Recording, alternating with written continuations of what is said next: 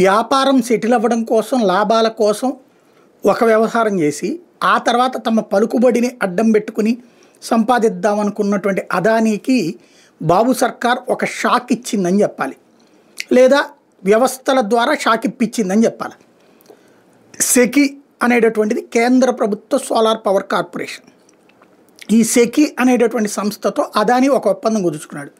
దేశవ్యాప్తంగా మా ఇష్టం వచ్చిన చోట్ల మేము భూములు కొంటాం, లేదా లీజుకు తీసుకుంటాం, అక్కడ మేము సోలార్ పవర్ ప్రొడ్యూస్ చేస్తాం, మీకు ₹2.49 రాష్ట్ర ప్రభుత్వాలకు ఇస్తాం, మేము అమ్మడానికి సిద్ధం, మీరు కొనేవాళ్ళని తీసుకురండి అంది. సెకి కేంద్ర ప్రభుత్వ సంస్థ అన్ని రాష్ట్రాల వాళ్ళని అడిగింది, ఏమయ్యా మీరు ₹4, ₹5 కొంటున్నారు కదా, ₹2.49 ఇస్తానంటున్నాడు, అదాని అంటే కొద్దిగా పెద్ద వ్యాపారస్తుడే కదా, కాబట్టి నమ్మకస్తుడే కదా, రెడీ అంది.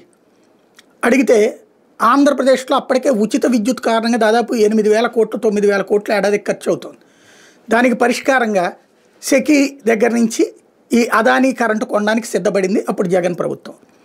అప్పుడు సెకి ఏమంది, మీరు ఇట్లా కొనేది అంటే మరి ట్రాన్స్పోర్టేషన్ ఛార్జెస్ అని మళ్ళీ వేస్తారు కదా, అంటే ట్రాన్స్ఫర్ ఛార్జ్, కరెంటు సప్లై చేయడానికి అయ్యే ఛార్జీలు వేస్తారు కదా అని జగన్ ప్రభుత్వం అడిగితే, అబ్బాయి ఆ డబ్బులు మేము చూసుకుంటాంలే, ఎందుకంటే ఇలా కొత్తది ప్రోత్సహిస్తున్నాం కదా సోలార్లో, కాబట్టి ఆ ఖర్చులు ఒక 10 ఏళ్ల దాకా మీకు ఉండవు, 10 ఏళ్ల దాకా దీనికి ఆ ₹2.49 మీకు కరెంట్ ఇస్తాం, ఏ ప్రాబ్లం లేదని చెప్పేసి.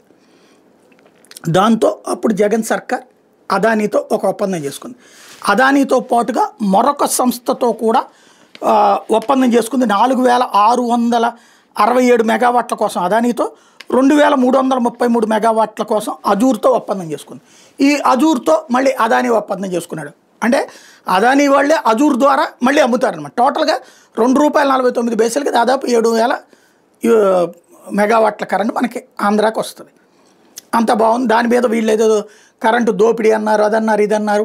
తర్వాత చూస్తే అదే కొనసాగిస్తున్నాం అన్నారు. ఎన్నికల ముందు కుంభకోణం అన్నారు, ఎన్నికల తర్వాతన లంబకోణం అన్నారు. అది తప్పు, అంతకంటే తక్కువకి ఇచ్చేవాడు ఎవడు దొరకరని చంద్రబాబు గారు కూడా చెప్పారు. ఇప్పుడు అసలు గేమ్ ప్రారంభించాడు అదాని. ఏమని, ఆ కరెంటుకి కాస్త ఛార్జీలు పెంచండి, ఇప్పుడు కాస్త ఖర్చులు పెరిగినాయి మాకు అని చెప్పేసి మన ఎలక్ట్రిసిటీ రెగ్యులేటరీ కమిషన్ కదా ఈ కరెంటు ఛార్జీలు ఫిక్స్ చేసేది, వాళ్ళని అడిగారు. అది ఎవరిని అడుగుతుంది? రాష్ట్ర ప్రభుత్వాన్ని అడుగుతుంది.